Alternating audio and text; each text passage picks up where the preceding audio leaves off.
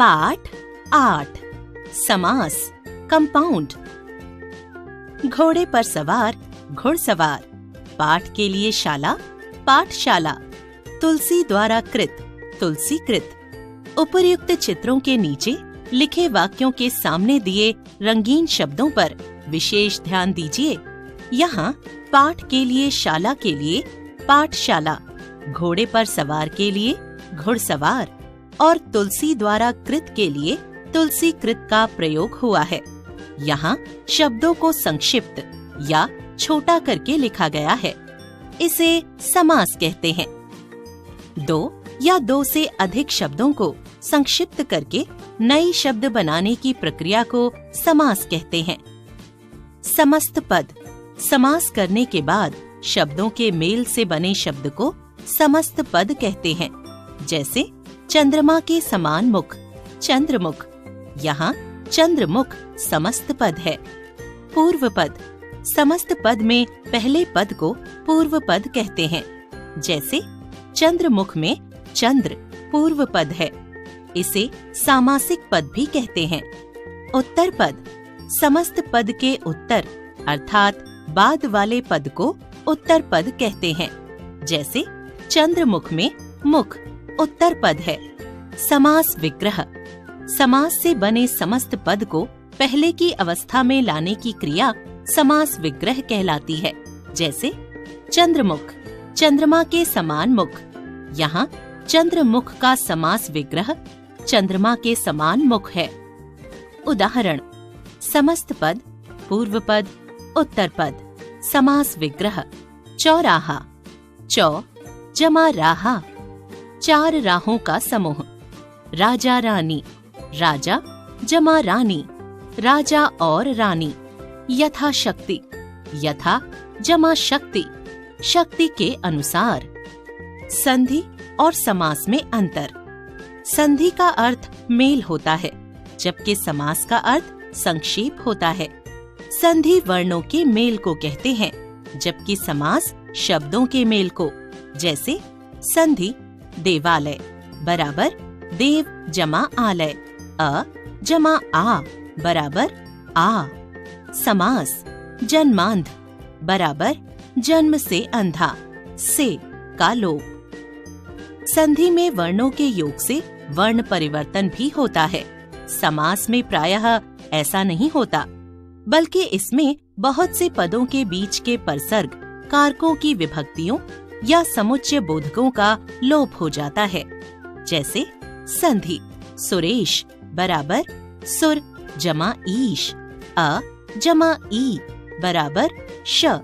समास राजा रंक बराबर राजा और रंक और का लोप। संधि को अलग करना संधि विच्छेद कहलाता है, जबकि समास को अलग करना समास विग्रह कहलाता है। जैसे संधि सूर्योदय बराबर सूर्य जमा उदय, संधि विच्छेद। समास यथाक्रम बराबर क्रम के अनुसार, समास विग्रह। शब्दों में संधि तथा समास दोनों भी हो सकते हैं। समास के भेद, काइंड्स ऑफ कंपाउंड। समास के मुख्य रूप से 6 भेद होते हैं। 1 तत्पुरुष, 2 अव्ययी भाव, 3 कर्मधारय, 4 विगु, 5 द्वंद्व, 6 बहुव्रीहि। 1 तत्पुरुष समास, डेटर्मिनेटिव कंपाउंड। वह समास जिसमें दूसरा पद अर्थात उत्तर पद प्रधान होता है, उसे तत्पुरुष समास कहते हैं। इसमें दोनों शब्दों, पदों के बीच आने वाले परसर्गों का लोप हो जाता है। कर्ता तथा संबोधन, इन 2 कारकों के अतिरिक्त अन्य सभी 6 कारकों के आधार पर इस समास के भी 6 भेद किए गए हैं। क कर्म तत्पुरुष, ख करण तत्पुरुष, ग संप्रदान तत्पुरुष, घ अपादान तत्पुरुष, अण संबंध तत्पुरुष, च अधिकरण तत्पुरुष। क कर्म तत्पुरुष, एक्यूजेटिव डिटर्मिनेटिव कंपाउंड। इसमें कर्म कारक की विभक्ति चिन्ह को का लोप हो जाता है। जैसे समस्त पद विग्रह, परलोक गमन, परलोक को गमन, गगन चुंबी, गगन को चूमने वाला, आशातीत, आशा को लांघकर गया हुआ, ग्रामगत, ग्राम को गया हुआ, यश प्राप्त, यश को प्राप्त, ग्रंथकार, ग्रंथ को रचने वाला, मुंहतोड़, मुंह को तोड़ने वाला, स्वर्गगत, स्वर्ग को गया हुआ। ख करण तत्पुरुष, इंस्ट्रूमेंटल डिटर्मिनेटिव कंपाउंड। इसमें करण कारक के विभक्ति चिन्ह से, के द्वारा का लोप हो जाता है। जैसे समस्त पद विग्रह, रस भरा, रस से भरा, रोग मुक्त, रोग से मुक्त, सूर रचित, सूर द्वारा रचित, तुलसी कृत, तुलसी द्वारा कृत, मन चाहा, मन से चाहा, रेखांकित, रेखा से अंकित, मदमस्त, मद से मस्त, अकाल पीड़ित, अकाल से पीड़ित। ग संप्रदान तत्पुरुष, डेटिव डिटर्मिनेटिव कंपाउंड। इसमें संप्रदान कारक के विभक्ति चिन्ह के लिए का लोप हो जाता है। जैसे सत्याग्रह, सत्य के लिए आग्रह, गुरु दक्षिणा, गुरु के लिए दक्षिणा, सभा भवन, सभा के लिए भवन, रेल टिकट, रेल के लिए टिकट, राह खर्च, राह के लिए खर्च, डाक गाड़ी, डाक के लिए गाड़ी, जेब घड़ी, जेब के लिए घड़ी, पूजा घर, पूजा के लिए घर। घ अपादान तत्पुरुष, एब्लेटिव डिटर्मिनेटिव कंपाउंड। इसमें अपादान कारक के विभक्ति चिन्ह से का लोप हो जाता है।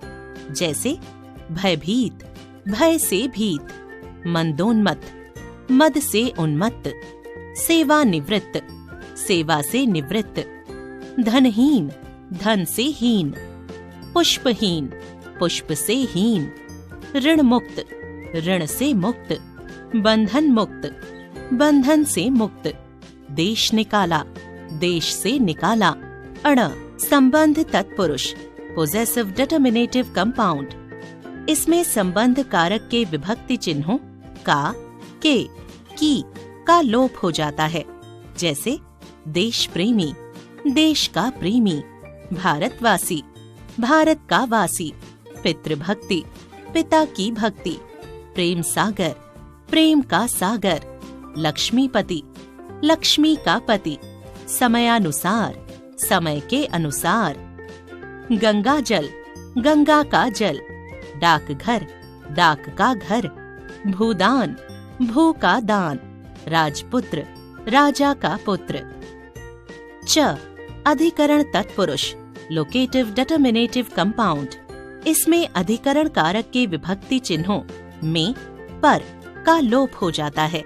जैसे कार्य कुशल, कार्य में कुशल, नगरवास, नगर में वास, कुल श्रेष्ठ, कुल में श्रेष्ठ, देशाटन, देश में अटन, भ्रमण, वनवास, वन में वास, दानवीर, दान में वीर, आप बीती, आप पर बीती, शरणागत, शरण में आगत। दो अव्ययी भाव समास, एडवर्बियल कंपाउंड।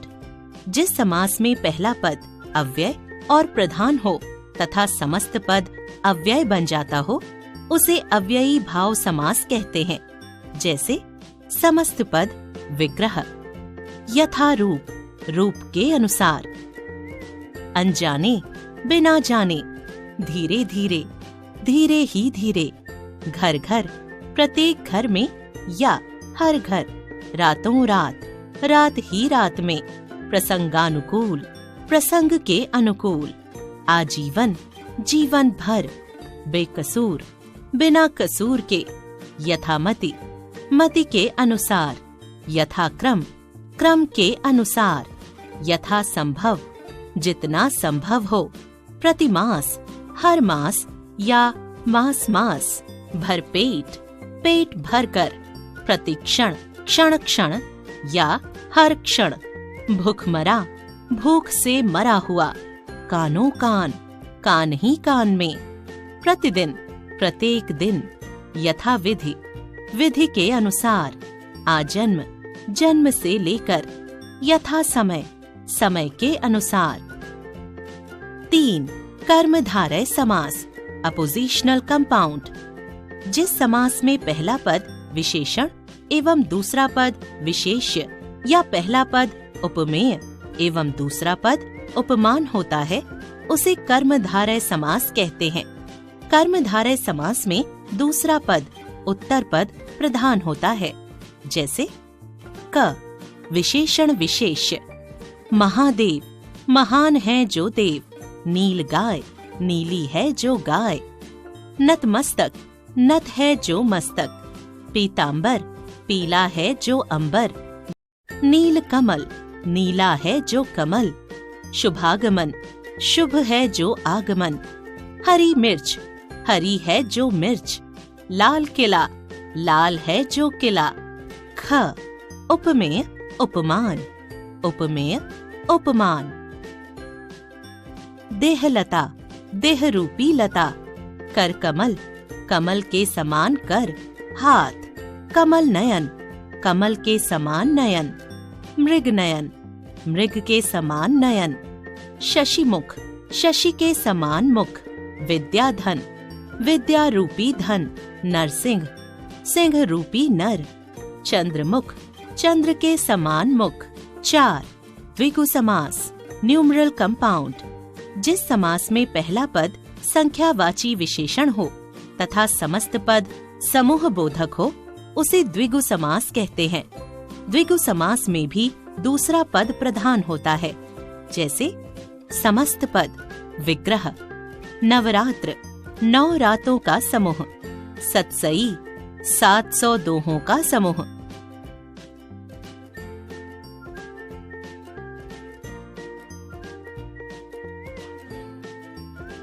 अष्टाध्यायी, 8 अध्यायों का समूह, चौराहा, 4 राहों का समूह, त्रिफला, 3 फलों का समूह, त्रिकोण, 3 कोणों का समूह। 5. द्वंद्व समास, कॉप्युलेटिव कंपाउंड, जिस समास में दोनों पद अर्थ की दृष्टि से स्वतंत्र और प्रधान हो तथा विग्रह करने पर और या अथवा एवं समुच्चय बोधक शब्द लगते हों, उसे द्वंद्व समास कहते हैं। समस्त पद में प्रायः योजक चिन्ह लगा रहता है।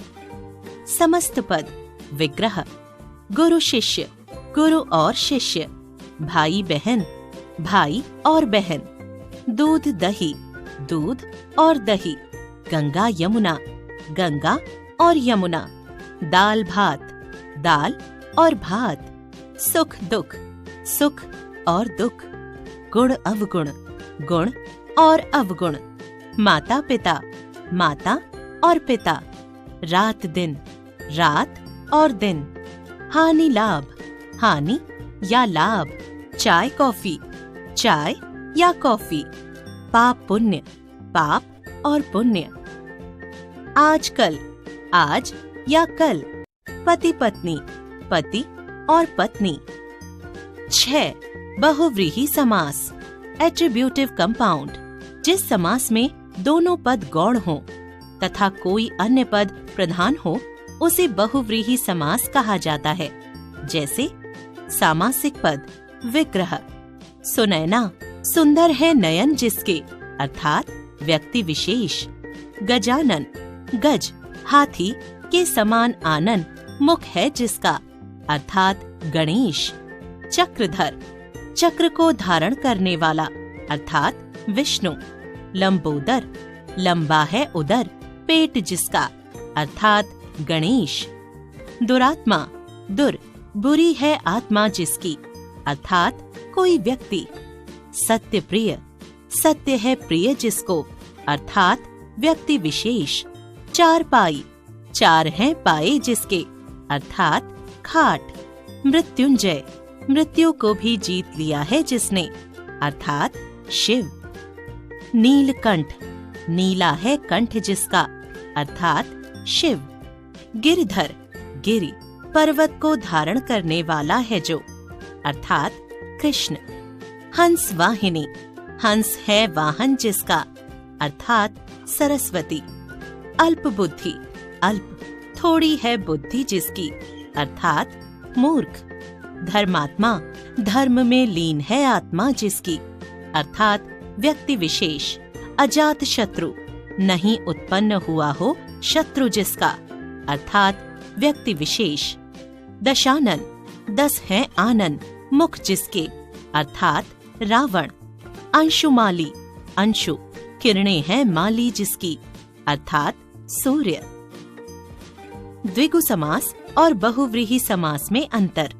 द्विगु समास, इस समास में सामासिक शब्द का पहला पद संख्यावाचक विशेषण होता है तथा दूसरा पद उसका विशेष्य होता है, जैसे त्रिलोचन अर्थात 3 लोचनों का समूह। बहुव्रीहि समास, इस समास में भी पहले कई पद संख्यावाचक होते हैं, परंतु ये पद दूसरे पद से मिलकर किसी तीसरे विशेष पद की ओर संकेत करते हैं, जैसे त्रिलोचन अर्थात 3 हैं लोचन जिसके, अर्थात शिव। इस प्रकार त्रिलोचन दोनों समासों का उदाहरण हो सकता है, किंतु विग्रह करने पर ही पता लग सकता है कि यह किस समास का उदाहरण माना जा सकता है। यह भी जाने, कुछ समस्त पद ऐसे हैं जिनका प्रयोग बहुव्रीहि, कर्मधारय तथा द्विगु समास में किया जाता है। उनका विग्रह जिस आधार पर किया जाता है उसी आधार पर यह निर्णय किया जाता है कि वह किस समास का उदाहरण है। तिरंगा, 3 है रंग जिसमें, अर्थात भारतीय ध्वज, बहुव्रीहि। त्रिफला, 3 फलों का समाहार, द्विगु। 3 फल हैं जिसमें, अर्थात एक औषधि, बहुव्रीहि। पीतांबर, पीला है जो अंबर, कर्मधारय। पीले हैं अंबर, वस्त्र जिसके, अर्थात कृष्ण, बहुव्रीहि। कमल नयन, कमल के समान नयन, कर्मधारय। कमल के समान नयन है जिसके, अर्थात कृष्ण, बहुव्रीहि। कर्मधारय समास और बहुव्रीहि समास में अंतर। कर्मधारय समास, इस समास के दोनों पदों में विशेषण, विशेष्य या उपमेय उपमान का संबंध होता है, जैसे पीतांबर, पीला है जो अंबर। बहुव्रीहि समास, इस समास में दोनों पद मिलकर किसी तीसरे पद की विशेषता प्रकट करते हैं, जैसे पीतांबर, पीले हैं कपड़े जिसके, अर्थात विष्णु। द्विगु समास और द्वंद्व समास में अंतर। द्विगु समास, इस समास में सामासिक शब्द का पहला पद संख्यावाचक विशेषण होता है तथा दूसरा पद उसका विशेष्य, जैसे त्रिफला, 3 फलों का समूह। चौराहा, 4 राहों का समूह। द्वंद्व समास, इस समास में सामासिक शब्द के दोनों पद प्रधान होते हैं तथा अर्थ की दृष्टि से दोनों पद स्वतंत्र होते हैं और मध्य के और, एवं, या समुच्चय बोधक शब्द लुप्त हो जाते हैं, जैसे रात दिन, रात और दिन। पाप पुण्य, पाप या पुण्य। आपने जाना, परस्पर संबंधित 2 या 2 से अधिक शब्दों के मेल को समास कहते हैं। समास का शाब्दिक अर्थ है संक्षेपीकरण। समास की प्रक्रिया से बनने वाले शब्द समस्त पद कहलाते हैं। समस्त पद में मुख्यतः 2 पद होते हैं, पूर्व पद, उत्तर पद। समास से बने समस्त पद को पहले की अवस्था में लाने की क्रिया को समास विग्रह कहा जाता है। समास के 6 भेद होते हैं: अव्ययी भाव, तत्पुरुष, कर्मधारय, द्विगु, बहुव्रीहि, द्वंद्व। तत्पुरुष समास के कुल 6 भेद हैं: कर्म तत्पुरुष, करण तत्पुरुष, संप्रदान तत्पुरुष, अपादान तत्पुरुष, संबंध तत्पुरुष, अधिकरण तत्पुरुष। बहुव्रीहि समास में दोनों पद गौण होते हैं। ये अपने शब्दार्थ से अलग कोई अन्य सांकेतिक अर्थ प्रकट करते हैं।